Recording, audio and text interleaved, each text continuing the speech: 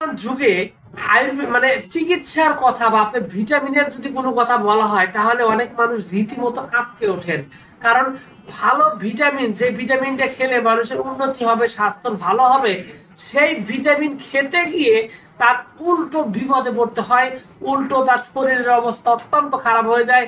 বল শক্তি energy তো দূরে থাক, এই ভিটামিন গুলো খাওয়ার পরে তার বেঁচে থাকাই কঠিন। আর কারণ তার বমি বমি ভাব, খাবার দেখলেই বমি, পেটের মধ্যে ব্যথা, পায়খানা অনিয়মিত, কখনো কষা কখনো পাতলা পায়খানা, কখনো 2 দিন 3 দিন পর পর পায়খানা হয়, পেট ডাকে এবং হজম তো ঠিকঠাক মতো হয়ই না।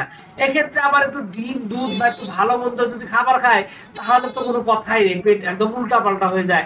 তো এখানে সবগুলোই যে সবার থাকবে বিষয়টা এরকম না। কিছু কিছু রোগের কিছু কিছু সাথে মিলবে, আবার অনেকের সবগুলোই মিলে যাবে। যদি সবগুলো মেলে তাহলে তো খুবই বাজে কথা। তো বিষয়টা হলো যে এই যে প্রবলেম গুলো হচ্ছে, এই যে আপনার কথিত এই ভিটামিন গুলো খাওয়ার কারণে বাজারে যে সমস্ত ভেজাল ভিটামিন গুলো পাওয়া যায়, এই ভিটামিন গুলো আসলে মানুষের শরীরে প্রচন্ড রকমের লিভারের ক্ষতি করে, অত্যন্ত ক্ষতি করে। এবং এই ক্ষতিগুলো করার কারণে, পাকস্থলীতে ক্ষতি করার কারণে, এই যে আপনার স্টেরয়েড জাতীয় এই ভিটামিন গুলো খাওয়ার কারণে কিডনিতে ক্ষতি হওয়া এবং ব্লাডে রক্তে ক্ষতি হওয়া, মানে শরীরের যে প্রধান অর্গান গুলো রয়েছে প্রত্যেকটা অর্গানই দেখা যায় যেটা ব্যাপকভাবে ক্ষতি করে, যার কারণেই পুরো শরীরটাই এলোমেলো হয়ে যায়। একটা সুস্থ সুন্দর ভালো মানুষের জীবন পুরোপুরি ভাবে মানে একদম বিপদের মধ্যে পড়ে যায়। তো এই যে পরিস্থিতিতে পড়লেন, সেখান থেকে বের হয়ে আসার জন্য আয়ুর্বেদিক চিকিৎসা কি কি রয়েছে সেটা নিয়ে আজকের এই ভিডিওতে কথা বলবো, এবং এখান থেকে স্বাভাবিক কিভাবে হতে পারেন সেটা নিয়ে কথা বলবো। প্রথমত বিষয় হলো, এখান থেকে বের হয়ে আসার জন্য আসলে আয়ুর্বেদিক অনেকগুলো ওষুধ রয়েছে। তবে একটা অ্যাডভাইস আমি শুরুতেই দিতে চাই, সেটা হলো যে এই যে আপনার ভেজাল যে ভিটামিন গুলো খেয়ে আপনার শরীরের এত জঘন্য অবস্থা, এটা হওয়ার পিছনে প্রধানতম কারণ হলো আপনার শরীরে মানে অনেকগুলো অর্গান বেশ ক্ষতিগ্রস্ত। সুতরাং আপনি যখনই এটাতে আক্রান্ত হবেন বা বুঝতে পারবেন, আপনার উচিত হবে একজন অভিজ্ঞ আপনার ডাক্তারের সাথে কথা বলে তারপরে রোগের অবস্থা অনুযায়ী চিকিৎসা নেওয়া, রোগের বর্ণনা ঠিকঠাক মতো দিয়ে সঠিকভাবে চিকিৎসা নেওয়া। তাহলে কিন্তু আপনি এখান থেকে সুন্দর একটা সমাধান পাবেন, অন্যথায় আপনি বিপদে পড়বেন, এটা মোটামুটি নিশ্চিত। তো যা হোক, এখন বিষয়টা হলো যে আপনি যদি সাধারণ অবস্থায় থাকেন তাহলে কিভাবে এটা সমাধান হতে পারে। এক্ষেত্রে সবার আগে যে ওষুধটির নাম আসবে আয়ুর্বেদিকের, তার মধ্যে 1 নম্বর হলো আমলকি রসায়ন।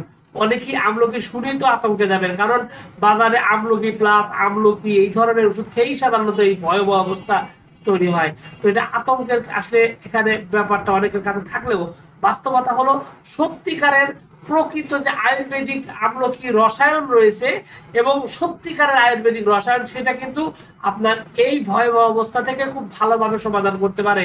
এর কারণ হলো সত্যিকারের আসল যে আপনার এই আমলকি রসায়ন, সেটা কিন্তু আপনার লিভারের ক্ষমতা বৃদ্ধি করে দেয়, হজম বৃদ্ধি করে, শরীরকে বিষ মুক্ত, এই যে ওষুধপাতিগুলো খেয়েছেন এটার যে ভয়াবহ ক্ষতি সেটা কিন্তু এই পার্শ্ব প্রতিক্রিয়া ধ্বংস করার ক্ষমতা রাখে।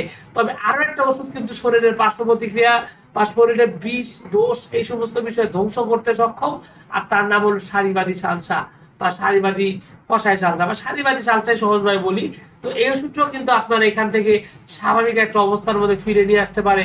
এছাড়াও যদি আপনার পেটের অবস্থা অত্যন্ত খারাপ থাকে, হজমের খুবই খারাপ অবস্থা, শরীর শুকিয়ে যাচ্ছে, শরীর ভিতর নরম জ্বর জ্বর ভাব, সেক্ষেত্রে আপনার রোহিত কার্যের একটা গুরুত্বপূর্ণ ঔষধ, এটা কিন্তু খুব ভালোভাবে আপনার এই সমস্যাটি সমাধান করে দিতে পারে।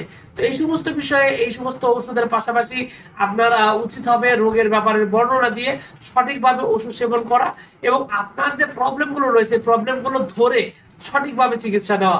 এক্ষেত্রে আপনি একজন অভিজ্ঞ হোমিও আয়ুর্বেদিক ডাক্তারের সাথে কথা বলে তারপরে আপনার রোগের বর্ণনা দিয়ে সঠিকভাবে আপনি চিকিৎসা নিলে তাহলে এখান থেকে খুব ভালোভাবে সমাধান আপনি পেতে পারেন। আর এক্ষেত্রে আপনি চাইলে যোগাযোগ করতে পারেন আমার সাথেও। তো যাও, সবকিছু মিলে এটুকু ছিল আজকের ভিডিও।